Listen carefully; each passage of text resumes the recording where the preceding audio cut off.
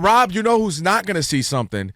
That's Tua Tagovailoa is not going to see the football field now that the Dolphins have placed him on IR till at least Week 8, which would be minimally October 27th against the Arizona Cardinals, and who knows how good the Cardinals will be by then. I'm cool with this. This is serious with as many concussions as he's had. What, 3? 3 in 3 years, yeah. Yeah, that's a lot. Last year he was able to stay healthy, didn't have a concussion. We thought that might have been he had overcome that because last year was a big year for him to show that he could stay healthy and not have that.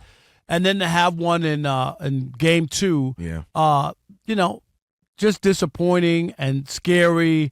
And I'm all for safeguarding the player, making sure that he's going to be all right, and give him time to recover, and Kelvin make a decision on where he's going to go in the future, and hear from doctors and all these other people.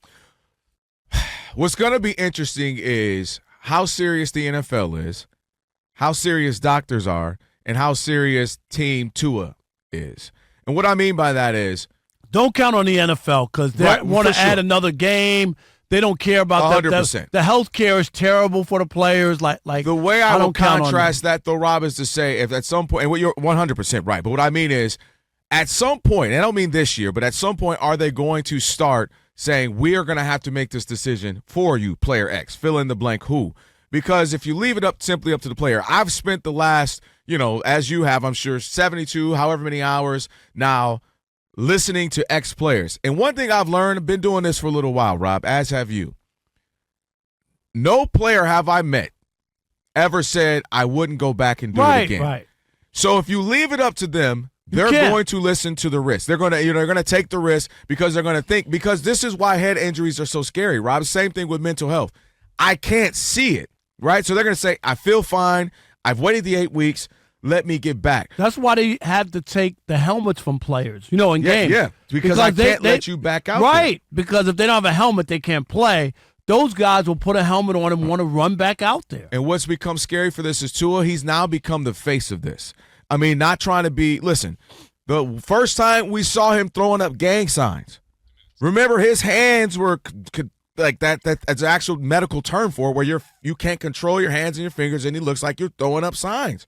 And like, oh, my God, it's awful to see. Then he gets another one. Now this one.